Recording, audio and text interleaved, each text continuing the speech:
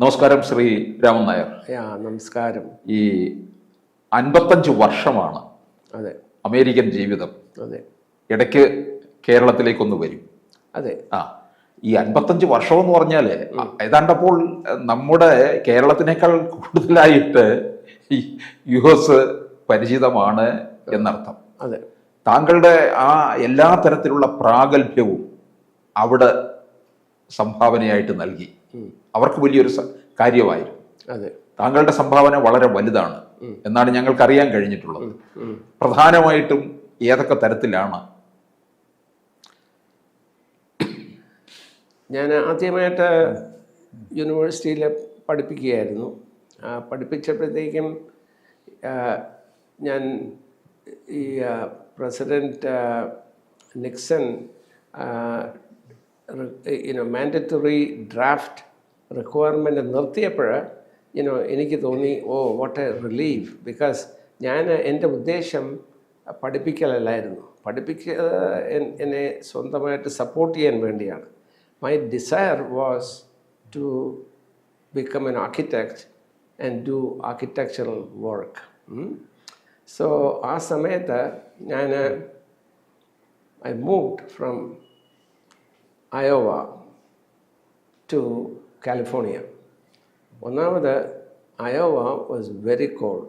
Winter എന്നൊക്കെ പറഞ്ഞാൽ തണുപ്പിൻ്റെ അത് സഹിക്കാൻ വയ്യാത്ത തണുപ്പായിരുന്നു. സോ ഇതിനും ഞാൻ കാലിഫോർണിയയിൽ സദേൺ കാലിഫോർണിയയിൽ പോയി അവിടെ ഒരു ജോലിയെടുത്തു. ജോലിയെടുത്ത ഒരു 2 കൊല്ലം കഴിഞ്ഞപ്പോഴാണ് ഞാൻ ജോലി ഇല്ലാതായി. ഈ എല്ലാ രാജ്യത്തും എക്കോണമി അനുസരിച്ചാണല്ലോ എല്ലാം സംഭവിക്കുന്നത്. പെട്ടെന്ന് കാലിഫോർണിയയുടെ എക്കോണമി went really bad. ചില കാലിഫോർണിയ എന്നൊക്കെ ഹെവിലി ഡിപ്പെൻഡൻ്റ് ഓൺ ഡിഫെൻസ് എന്ന് പറയുമ്പോഴത്തേക്കും എയറോസ്പേസ്. ഇപ്പോൾ എയറോസ്പേസ് കംപ്ലീറ്റ് ആയിട്ടങ്ങ് കുറഞ്ഞപ്പോൾ ഒരുപാട് പേർക്ക് ജോലി നഷ്ടമായി. അപ്പം I became one of the victims. അപ്പം അങ്ങനെ ഒടുക്കം എനിക്ക് മനസ്സിലാക്കി, ഞാൻ ആർക്കിടെക്റ്റ് മാത്രമായ പോരാ. അതിൻ്റെ കൂടെ ബിക്കോസ് ആർക്കിടെക്റ്റ് എന്ന് പറയുമ്പോഴത്തേക്കും ഒരു സൈക്കിളിൻ്റെ വീലെടുത്തിരുന്നാൽ ഒരുപാട് ഫോക്കുണ്ടല്ലോ. അതിൽ ഫോക്ക് മാത്രം ഞാൻ മറ്റേ ഫോക്കെല്ലാം മനസ്സിലാക്കണമെന്ന് പറഞ്ഞ് I decided to go in to learning those things. അവിടെ ആകുമ്പോഴത്തേക്കും ഫൈനാൻസിങ്, ബോറോയിങ് മണി, കൺസ്ട്രക്ഷൻ, പിന്നെ എങ്ങനെയാണ് ഈ പ്രോഗ്രാമൊക്കെ വർക്ക് ചെയ്യുന്നതെന്നുള്ളതൊക്കെ ഞാൻ പഠിച്ചിട്ട് slowly I decided I need to start my own company. അങ്ങനെയാണ് ഞാൻ ഒരു കമ്പനി തുടങ്ങി. അവിടെ ഒരു 25 കൊല്ലം ഞാൻ ജോലി ചെയ്തു ആ കമ്പനിയിൽ. അതിന് മുമ്പേ ഞാൻ Denver, Colorado, Kansas city, Chicago ഈ സ്ഥലങ്ങളിലൊക്കെ ജോലി ചെയ്തു. അത് കഴിഞ്ഞിട്ട് കാലിഫോർണിയയിൽ വന്ന് കാലിഫോർണിയയിൽ നിന്ന് അങ്ങോട്ട് പോയതാണ്. ബിക്കോസ് ഈ employer send me to those areas.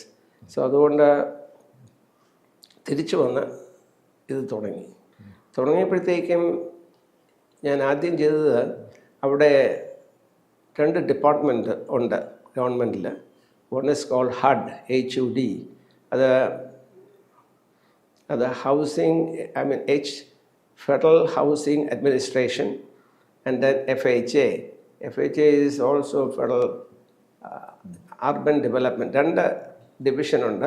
Our based on, basically the purpose of those organizations are to provide affordable housing. Affordable housing. അപ്പോൾ അവരിങ്ങനെ അഫോർഡബിൾ ഹൗസിങ് ഒരുപാട് ചെയ്തപ്പോൾ they had so many foreclosures. എന്ന് പറഞ്ഞാൽ ആളുകൾ വീട് നഷ്ടമായി. സോ വീട് തിരിച്ച് ഗവൺമെൻറ്റിൻ്റെ കയ്യിൽ വന്നു. അപ്പോൾ അവർ അഡ്വർടൈസ് ചെയ്തു, ഒരു സദേൺ കാലിഫോർണിയ മാത്രം ഒരു 24,000 homes were in the hands of the government. അപ്പോൾ അവർ ഉടനെ അഡ്വർടൈസ് ചെയ്തിട്ട് പറഞ്ഞു, depends upon the area, C if it's A distressed area എന്ന് പറഞ്ഞാൽ ചെങ്കൽച്ചുള എന്ന് പറയാൻ പാടില്ല, അന്നത്തെ അങ്ങനെയുള്ള സ്ഥലത്തുള്ള വീടുകൾ ഇവിടെ ഇപ്പോൾ അതിന് ആ പേരില്ല. അതില്ല, ആ സ്ഥലം ഇപ്പം അവിടെയൊക്കെ വലിയ ബിൽഡിങ്സും ഒക്കെയാണ്. Is not the Chenkalchoola 1958 to 65 ഞാൻ കണ്ടത് എന്ന് പറഞ്ഞുള്ള സ്ഥലങ്ങളിലൊക്കെ ഈ വീടുകൾ അവർക്ക് താമസിക്കുന്നവരൊക്കെ മാറി, വീട് എംപ്റ്റി ആയി, ഒരുപാട് ഡാമേജ് ഒക്കെ ഉണ്ടായിരിക്കും. അതിനെ ഇങ്ങനെ ഒരു 30% ഡിസ്കൗണ്ടിൽ ഗവൺമെൻറ് സ്റ്റാർട്ട് ടു സെൽ. അപ്പോൾ അവിടെ ഒരു റെസ്ട്രിക്ഷൻ ഉണ്ട്, അത് വാങ്ങിച്ചിട്ട് ഫിക്സ് ചെയ്തിട്ട് അത് കൊടുക്കേണ്ടത് എ ലോ ഇൻകം പേഴ്സൺ. അതിൽ എനിക്ക് 10% പ്രോഫിറ്റേ സമ്മതിച്ചിട്ടുള്ളൂ. പക്ഷേ ഇങ്ങനെ കുറേ ഒരുപാട് Holmes I did in areas where normally people won't even go. Because the areas that I'm talking about, അവിടെ ഡ്രഗ്സും പ്രോസ്റ്റിറ്റ്യൂഷനും അങ്ങനെയൊക്കെ ഉള്ള ഏരിയ ആണ്. അവിടെയൊക്കെ ഞാൻ പോയി ഇതൊക്കെ ചെയ്യും. എല്ലാവർക്കും പേടിയായിരുന്നു, how do you go there, ഇത് പേടിയാത്തല്ലേ എന്നൊക്കെയാണ് ചോദിക്കുന്നത്. പക്ഷേ ഞാൻ അവിടെ പോയി ഇങ്ങനെ വീടൊക്കെ നന്നാക്കി വെറ്റ. So I started to make money. കാശുണ്ടാക്കിയപ്പോഴത്തേക്കും ഞാൻ പറഞ്ഞു, now I need to step up and go in to the next level. ആ സമയത്താണ് ഞാൻ I found out the federal government has a program called low income housing tax credit. എന്ന് പറഞ്ഞാൽ അവിടെ based on the population of a state, government allocates so much of tax credit. Tax credit എന്ന് അറിഞ്ഞൂടെ, tax എല്ലാവർക്കും കൂടെ ഉള്ള സംഗതിയാണ്. അതിൽ ഞാനിപ്പം അപ്ലൈ ചെയ്ത് അവർ ക്രൈറ്റീരിയ ഉണ്ടാവും. Is it for the senior, or is it for family, is it for the homeless എന്നുള്ളത് അതനുസരിച്ച് ഞാൻ പ്രോപ്പർട്ടീസൊക്കെ വാങ്ങിച്ച് അപ്ലൈ ചെയ്യും. So when I get allocation four tax credit, the tax credit കേട്ടോ എന്ന് പറഞ്ഞാൽ, say if the project cost $100 million, $100 million the investor എന്ന് പറയുന്ന വലിയ കമ്പനീസാണ്, ജനറൽ മോട്ടോഴ്സ്, ആപ്പിൾ, മൈക്രോസോഫ്റ്റ്, ഇവർക്കൊക്കെ ടാക്സ് ക്രെഡിറ്റ് വലിയ ഉപകാരമാണ് കേട്ടോ. അപ്പോൾ 100,000 ദേ ഹാവ് ടു ഇൻവെസ്റ്റ് $40 million കേട്ടോ. സോ ദാറ്റ് വേ എനിക്ക് ഓൺലി എക്വിറ്റി വേണ്ടത് $60 million അല്ലേ.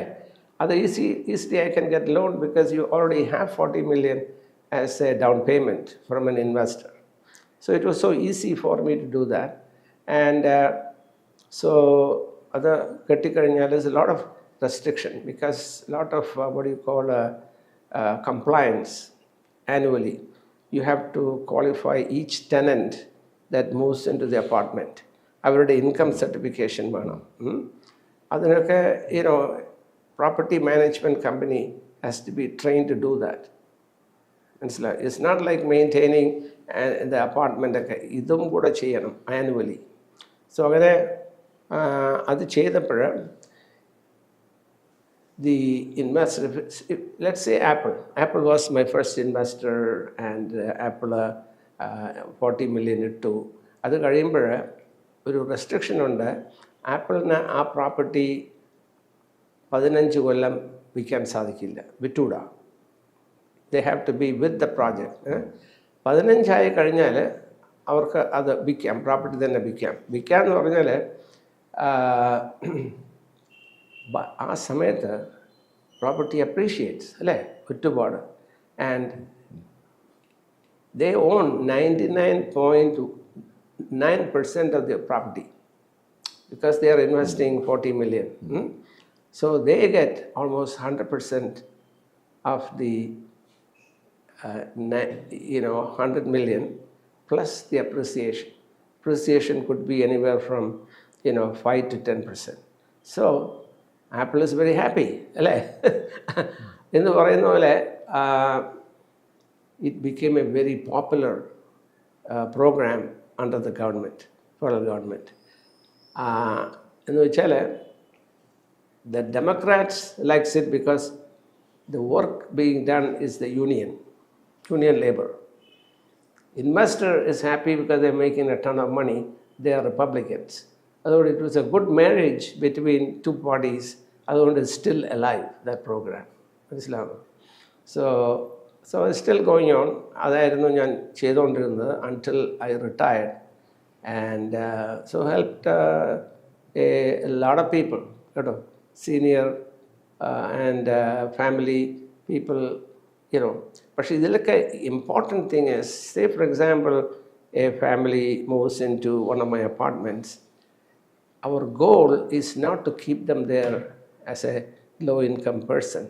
So we give what is called resident services. എന്ന് പറയുമ്പോഴത്തേക്കും we will have English as a second language, because a lot of these people could be some foreign countries, a lot of them from Mexico. അവരെയൊക്കെ പഠിപ്പിക്കും English. എല്ലാം free ആണ്. അത് കഴിഞ്ഞിട്ട് then they will give job training. And ഇങ്ങനെയൊക്കെ ഓരോ aspect of life. And children, we will also give them homework assistance. ഇതെല്ലാം കൊടുത്ത് വരുമ്പോഴത്തേക്കും they can actually move out of this and go into a higher level of living. ഈ ഇത്രയും contribution അവിടെ ചെയ്തപ്പോൾ എനിക്ക് കേരളത്തിലൊന്നും ചെയ്യാൻ കഴിഞ്ഞില്ലല്ലോ എന്ന് തോന്നിയിട്ടുണ്ടോ എപ്പോഴും? കേരളത്തിൽ ഉണ്ട്. ഞാനിവിടെ വന്ന് പലയിടത്തൊക്കെ സംസാരിച്ചിട്ടുണ്ട്. ഇങ്ങനൊരു പ്രോഗ്രാം ഞാനാണ് ചെയ്യുന്നത്, ഇവിടെ ഇത് ചെയ്തിരുന്നെങ്കിൽ ഒരുപാട് പേർക്ക് ഉപകാരമാകില്ലേന്ന് ചോദിച്ചു. ബട്ട് അത് ഇവിടെ ആർക്കും അത് ഗവൺമെൻറ് എന്ന് പറഞ്ഞാൽ എനിക്ക് വലിയ പിടിയില്ല. ഇപ്പം തന്നെ with GCDA I am struggling. So അതുകൊണ്ട് ആ അറ്റംപ്റ്റ് എനിക്ക് പറ്റിയില്ല. Okay, thank you sir. കൂടുതൽ വാർത്തകളും വിശേഷങ്ങളും നിങ്ങളിലേക്ക് എത്താൻ ABC മലയാളം സബ്സ്ക്രൈബ് ചെയ്യുക, ബെൽ ബട്ടണും അമർത്തുക.